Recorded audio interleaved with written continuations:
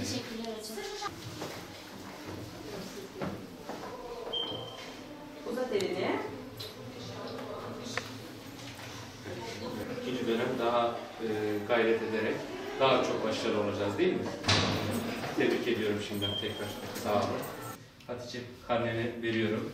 Hem kabartma hem de normal.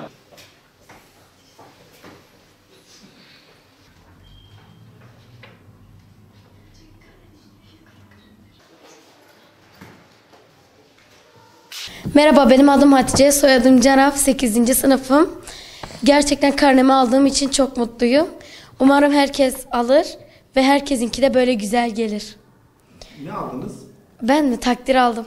Tatilimi tabii ki de çalışarak geçirmek zorundayım. Çünkü ben 8. sınıfım, LGS'ye hazırlanıyorum. Herkesin hani bu başarıyı kazanmasını tabii ki de isterim. Umarım da herkes kazanır. Öğretmenlerime ve arkadaşlarıma tabii ki de en tebrik edeceğim insanımı, yani annemle babama teşekkür ederim. Merhaba, benim adım Meryem, soyadım Can. Takdir aldım, çok mutluyum. 2 karne alıyoruz. Kabartma ve gören. Yani takdir aldım. Herkese inşallah herkes takdir alır. Peki tatilde neler yapacaksın? Tatilde önce kendime zaman ayırtacağım. Birazcık kafa tatil yapacağım. Ama yine de dersime çalışacağım. Çünkü çok önemli gireceğim bir sınav var. Ona çalışacağım.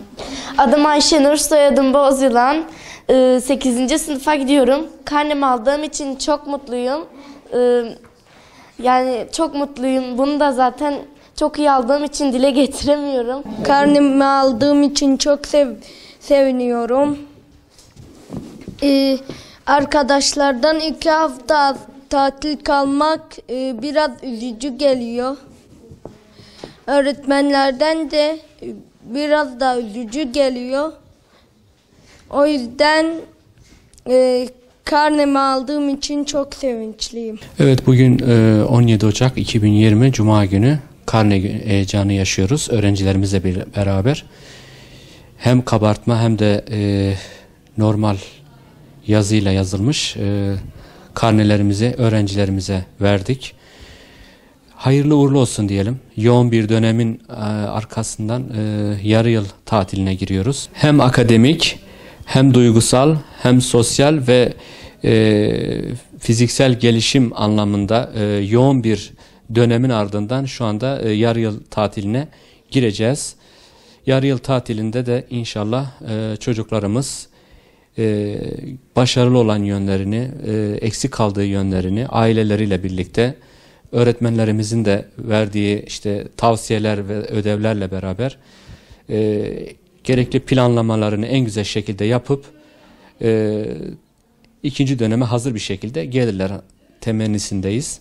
İnşallah hayırlı uğurlu olur diyorum. Bu yarı yıl tatilinde hem öğretmenlerimizin hem öğrencilerin hem de velilerin karnesi olarak görüyorum ben olayı. Sadece ismi her ne kadar çocukların isimleri üzerinde yazılsa, çocuğa ait olsa da açıkçası planı birlikte yapıp güçlü yanlarını, eksik kaldığı yönlerini hem de dinlenip, eğlenip ve aynı zamanda zamanı en iyi şekilde değerlendirmek adına erteledikleri, yapamadıklarını okul yoğunluğundan kaynaklanan başaramadıkları veya yapmak isteyip de yapamadıkları üzerinde durup umarım daha keyifli, yararlı, güzel bir tatil geçirirler ve ikinci döneme hazır bir şekilde